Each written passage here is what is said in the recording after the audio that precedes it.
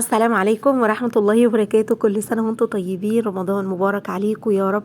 النهاردة هعمل معاكم طريقة القطايف بطريقة سهلة جدا، مش هتحتاجي تشتريها من بره ابدا. بجد طريقة حلوة جدا وطعم العجينة تحفة. صلوا على النبي كده وما تنسوش اللايك للفيديو واشتراك لقناتي لو انتوا اول مرة تشوفوني. وقناتي بتخص التورت والحلويات والمعجنات. هنقول بسم الله الرحمن الرحيم. انا حطيت في شفشق الخلاط هنا كوبايتين مية.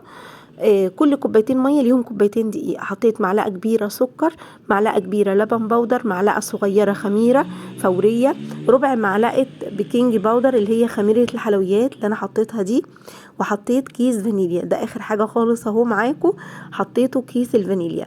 تمام كده. هبدا احط بقى كوبايتين دقيق. معايا دقيق الافضل ان انتي تنخليه، لاني انا نخلته هنا وانا بحطه، بس الافضل فوقع منه شويه كده زي ما انتم شايفين. فالافضل ان انتي تنخليه بره وتحطي كوبايتين كاملين علشان العجينه معاكي المقادير تكون مظبوطه، لاني اي حاجه بتقع طبعا ده بيأثر على المقادير. تمام كده. انا شويه اللي وقعوا دول على فكره انا حطيت بدلهم علشان بس المقدار معايا يكون مظبوط. خلاص كده حطيت رشه ملح، دي اخر حاجه. هضرب بقى الخليط ده كله كده. الميه تكون دافيه افضل حاجه. القوام بتاعها بيكون حلو وبيكون سايل، لما بتيجي بترفعيه كده بالمعلقه او حاجه بيكون سايل. غطيت بقى العجينه هنا وسبتها خمرت معايا. هنشوف بسم الله ما شاء الله. بصوا عامله ازاي. خمرت جدا. هبدا بقى اهبطها. لازم تهبطيها بالسباتولا او باي معلقه او باي حاجه عندك. هبدا اضربها كده ضربتين 3 وهبدا اهبطها معاكم. بتنزل تاني لنفس الارتفاع بتاعها الاولاني او اعلى حاجه بسيطه. بس شوفوا بعد ما هبطتها بعد ما كانت ماليه الشفشق على الاخر. هامله بقى معايا الازازه دي افضل حاجه اعمل بيها القطايف. ومعايا اي طاسه عندك تكون غير لاصقه بيكون افضل. انا جبت الجريلا دي وحطيتها والنار بتكون متوسطه. هبدا احطها بقى كده. طريقتها سهله على فكره، ما بتاخدش 10 دقايق. ما بتاخدش يعني 10 دقايق كمان كتير. يعني انا ممكن اكون بعمل القطايف دي بعد الفطار كمان. يعني بكون عجنه العجينه بعد الفطار على طول، بروح قايمه مقطعاها على طول كده زي ما انتم شايفين. ما بتاخدش معايا وقت نهائي. وبحشيها وبعملها بقليها في الزيت، بتكون حلوه قوي، ما بتاخدش اي وقت. شايفين اللون بتاعها؟ عايزه اقول لكم بالنسبه للون، لو انتي بتحبي اللون بتاعها يكون غامق شويه بتسيبيها تاخد لون. عايزه لونها يكون فاتح بتشيليها. يعني انتي اللي بتقدري تتحكمي في درجه اللون بتاعها من تحت. الافضل ان انتي تطلعي لونها فاتح علشان لما نيجي نقليها في الزيت طبعا هي لسه بتحمر معانا فيكون لونها ذهبي كده ويكون لونها حلو. لكن لو اخدت لون غامق فطبعا بيكون لونها غامق في التحمير. ده بالنسبه لي انا عن نفسي بفضلها يكون اللون بتاعها فاتح شويه زي كده.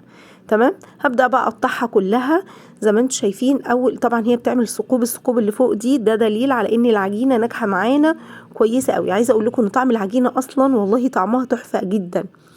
هبدا بقى اقطعها كلها بالطريقه دي.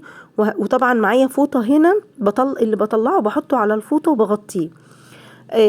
عايزه اوريكم هنا، معلش بقى بعتذر لكم عن الاضاءه.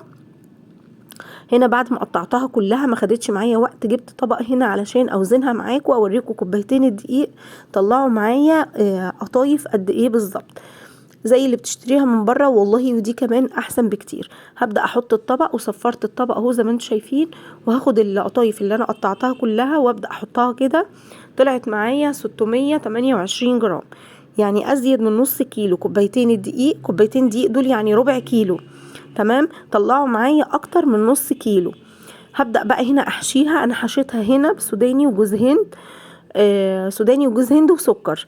بعد ما حشيتها وقفلتها هبدا اوزنها معاكم تاني علشان اوريها لكم. انا بعملها كده وبفرزها على فكره. خلاص هنا وزنتها طلعت 771 جرام. 771 جرام بعد ما حشيتها. انا بقى بجيب اطباق وببدا احطها، بفرش في الطبق كيس كده وبحطها وبعدين احط بين كل طبقه وطبقه كيس زي ما انتم شايفين كده وافرزها. اللي هم الطبقين دول هفرزهم في الفريزر، وشويه دول هقليهم معاكم علشان بس اوريهم لكم. اصلا يعني انا عملتهم بس كده عشان اوريهم ليكم في الكاميرا، لكن انا بعملها اللي انا عملته ده بعمله وبحطه في الفريزر. شايفين حطيتها في شويه زيت والنار بتكون متوسطه. شايفين اللون بتاعها بسم الله ما شاء الله لونها حلو قوي. والشربات بتاعها بيكون تقيل زي شربات الكنافه والجلاش وبلحه الشام. القطايف هي زيهم بالظبط، اي حاجه مقليه الشربات بتاعها بيكون تقيل. شايفين اللون بتاعها بسم الله ما شاء الله حلوه جدا جدا ومقرمشه وطعمها تحفه. بجد طعمها حلو قوي. الطبقين التانيين دول بقى انا حطيتهم في الفريزر، بطلعها قبلها بنص ساعه، اسيبهم يفكوا شويه وبقليهم واحطهم في الشربات، بتكون حلوه قوي قوي. يا رب تكون الطريقه بتاعتي دي عجبتكم. ما تنسوش تعملوا لايك للفيديو واشتراك لقناتي لو انتوا اول مره تشوفوني. بحبكم جدا. اسيبكم في رعايه الله وانتظروني ان شاء الله في فيديو جديد. والسلام عليكم ورحمه الله وبركاته.